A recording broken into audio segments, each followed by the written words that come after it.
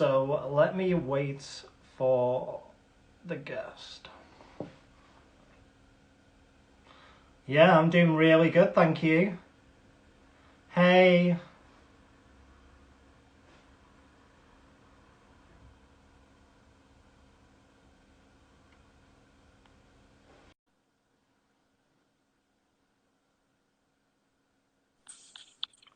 Hey, Chantel. Hi, how are you? I'm very well, thank you. How are you? Good. Excellent. Yeah, thank you so much for coming on. Really appreciate it and taking the time out from your busy schedule.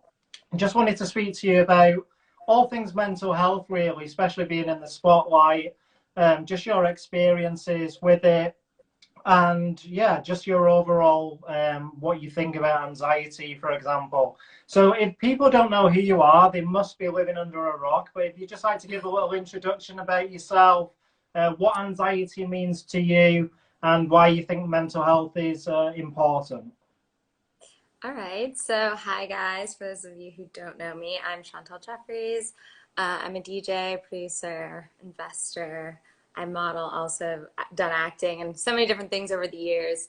Um, Definitely just being in the industry where you're putting yourself out there. There's a lot of things that come with that over time because you're putting yourself in a position for other people to kind of like make opinions and judge you. And it does get to you and it affects you and your self-esteem and just the way that you look at situations in life and the way that you approach things.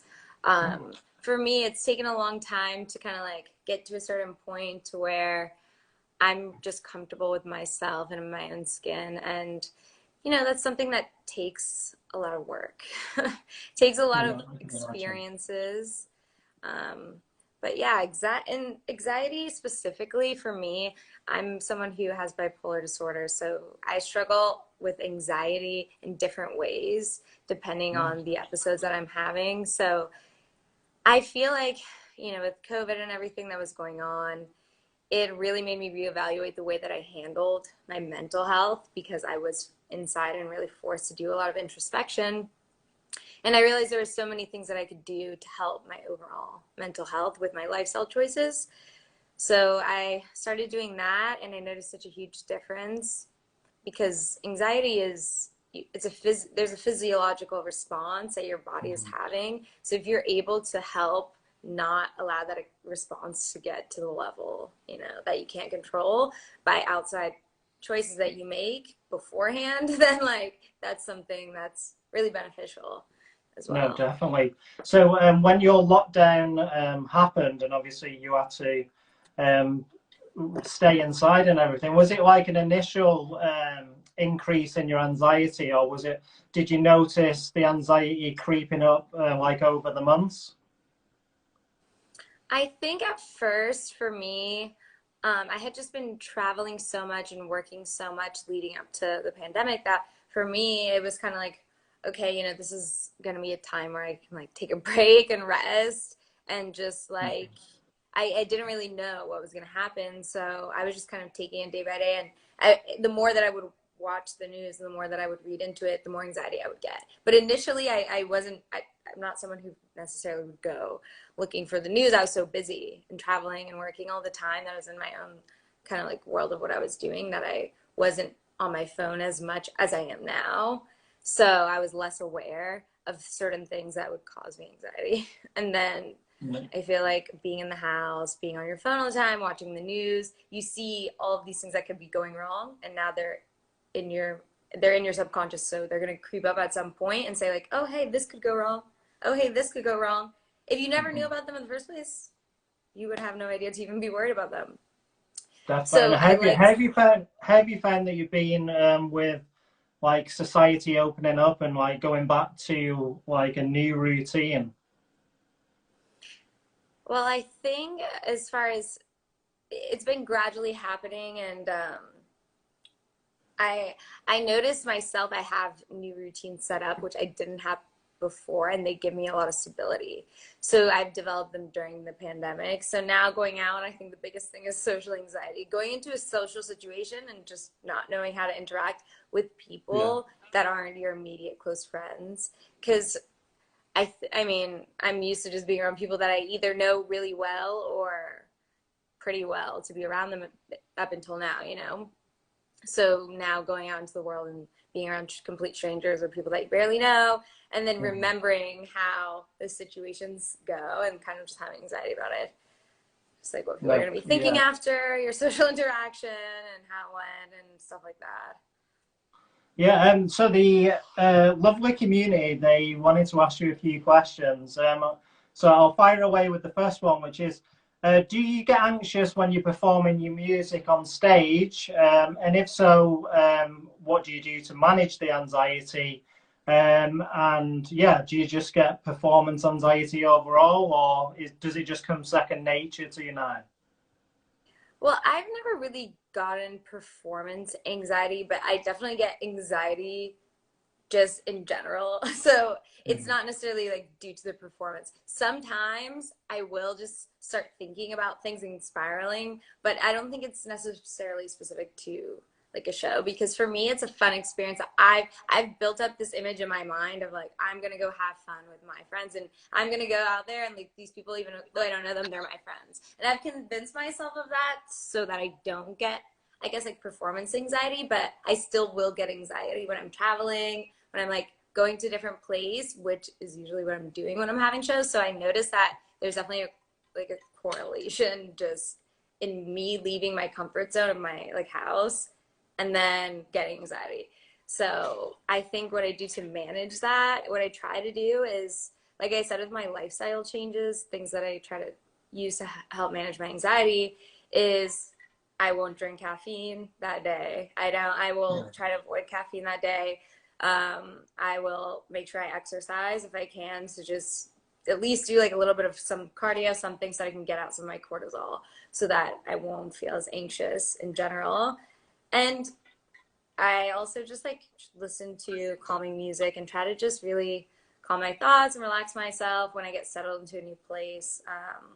That's kind of like what I do before. I guess I would have a show that night, but that is just me really just traveling. I get really excited when I travel, and that physiological response is the same, right? It's anxiety or it's excitement. So for me, either way, as soon as I'm going on to venture out, I start getting that feeling. And I will like throw myself into a manic episode and I will like, it will be hard for me to sleep. I will like stay awake and then I will just Mm. be like racing thoughts for until I get home.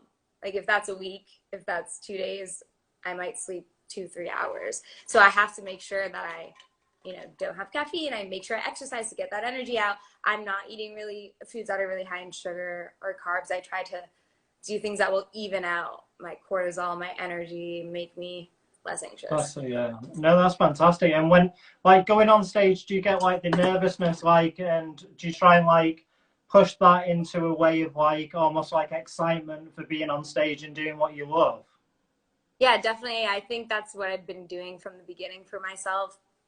Just taking it as an experience that like everyone there is gonna make this moment together. So I will feel that feeling of anxiety and I try to think like, oh, I'm so excited. What's instead of like what's gonna happen that could go wrong, I'm like, what's gonna happen that's gonna be memorable? Like what's gonna happen that and even if it goes terribly wrong, I'm like, I've lived throughout my life and came to a point that even when things went terribly wrong, I usually look back on it and laugh and think, oh, that was like a good memory.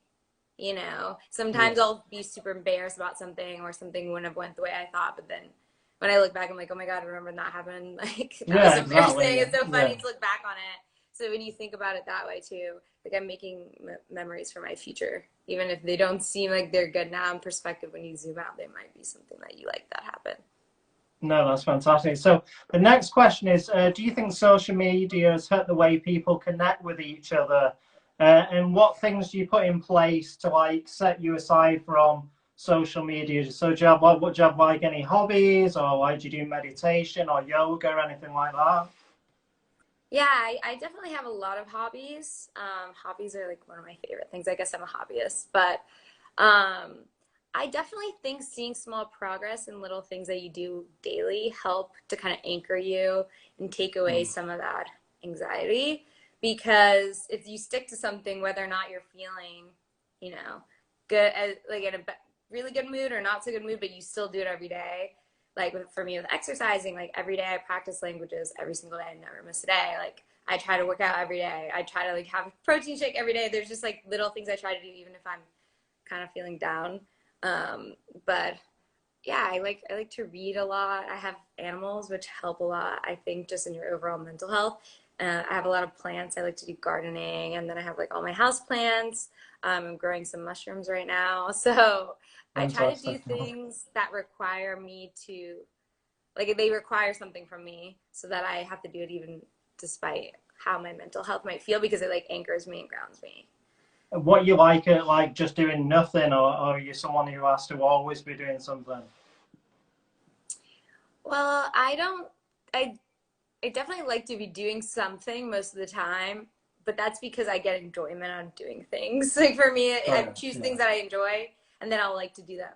And when I throw myself into these, well, not even by choice, but just my mental health, when I will get really excited or anxious and I will then not sleep because I'll want to be doing all these things. Or you could be not sleeping and thinking about things that could go wrong because that's happened to me as well in the past. And like even sometimes now, I will just, my mind will be racing and I won't be able to sleep. So I'll try my best to help with that.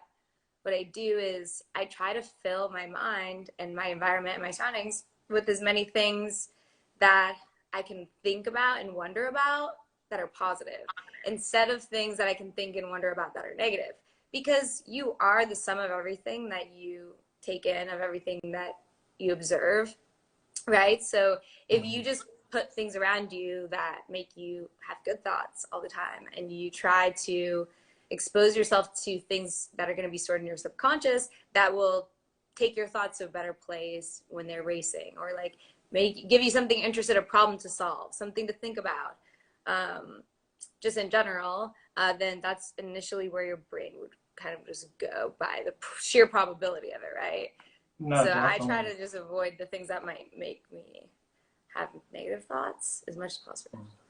No, that sounds, yeah, sounds really, really insightful. So thank you very much for sharing that. The next question, does it put extra pressure on you always having to be your best self, especially obviously with the modeling that you do on Instagram? Like some days do you wake up and just feel like I can't be bothered taking a picture and like trying to portray this best self of me?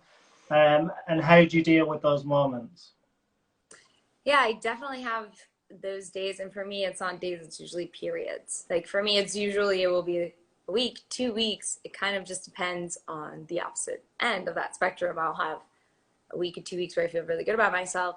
But I definitely like to invest in mental hobbies for myself so that even on those days where I don't necessarily feel like great about myself, there's things, whether it's, I feel like I learned a lot and whatever, I felt like I made a lot of progress in whatever hobby it is that I was doing, then I won't really think about, okay, yeah, I feel bad with the way I look. Well, I'm like, oh, I can think about these other things that I've been working on that I feel good about.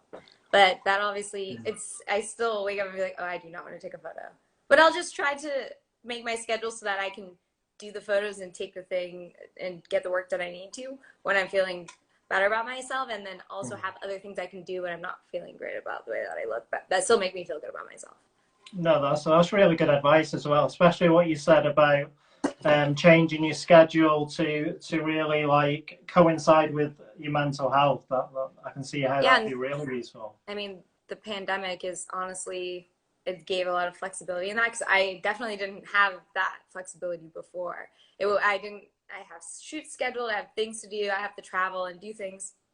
And it's not based on my necessarily how I'm feeling at that moment.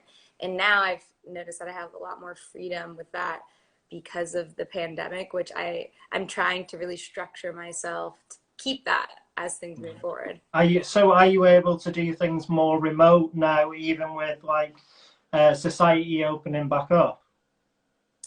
Definitely. I mean, for shows and stuff, I just started doing those again, doing it slowly as everything opens back up on this side of, and over here. But I've definitely structured my life in ways to do a lot more stuff remotely. But I think a lot of people have, and I think it's just a way more friendly work environment just in general because we've Mm. adapted to that.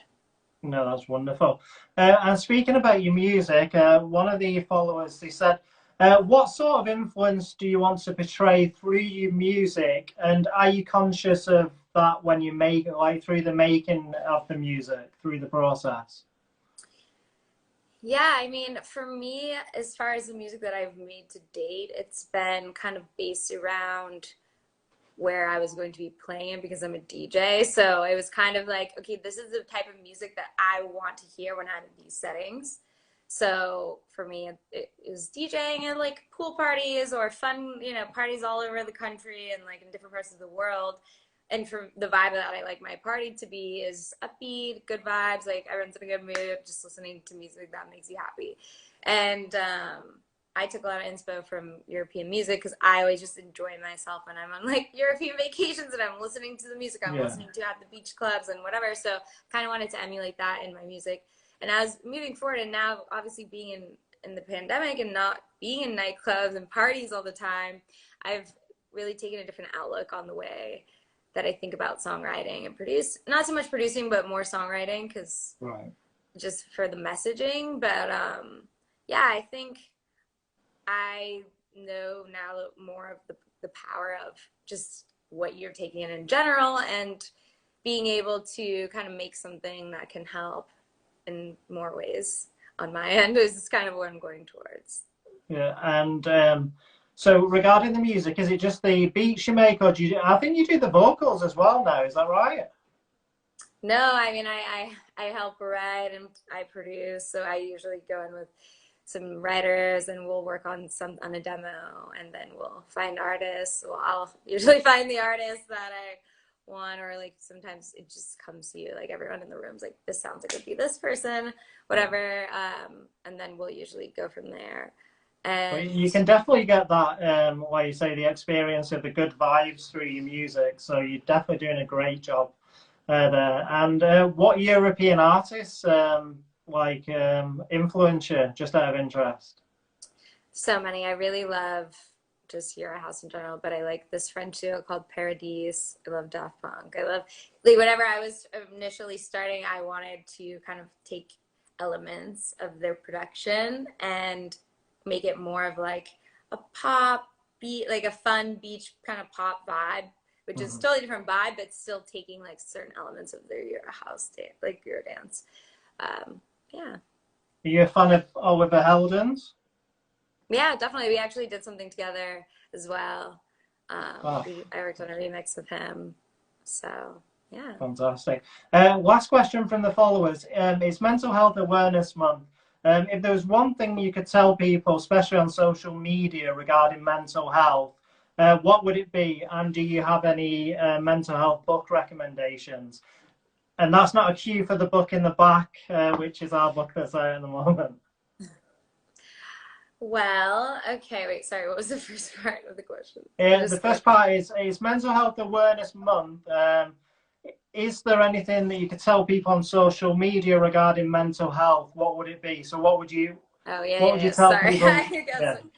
my short-term memory, I feel like Dory. Um, so I just think you have to remember that reality, it can seem so many different ways because it's subjective. So you have to remember that you have the power to really shape your reality. And social media, people are doing that all the time. And a lot of that stuff isn't actually reality. So just realize that you have the power to influence yourself by the things that you expose yourself to and make a conscious effort to take in things that you want to be more like and surround yourself with that. Like make a conscious effort of what you see.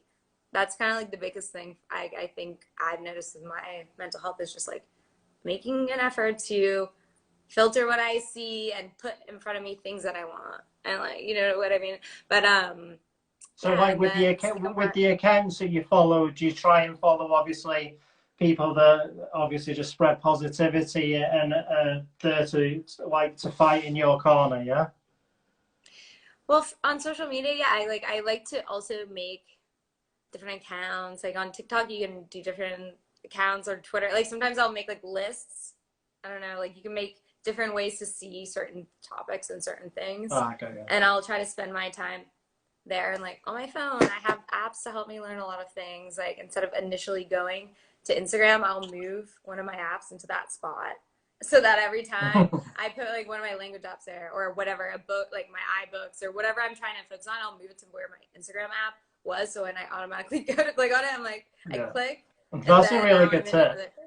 Yeah, I and think I a lot of hide my people could use apps. that tip. I hide my apps into like a folder so it's harder to access them. And I put the bottom ones that I want to try to click on more so that it's harder for me. So I don't just do it second nature. So I Mhm. think a lot of the times you just find yourself clicking automatically on Instagram or like you're not even looking at anything, you're just scrolling.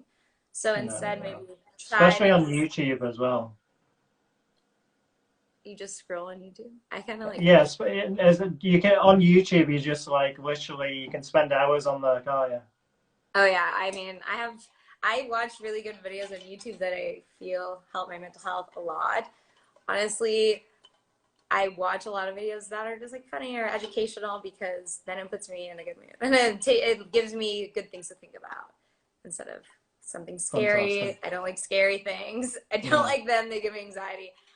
When I was a kid, I literally watched a crime show and I was so scared for like 2 months I couldn't sleep because I literally thought someone was gonna come murder my family for no reason. So I'm just like, yeah, definitely like put funny cartoons on, stuff like that and just like be conscious of it. I think is the biggest thing. No, fantastic.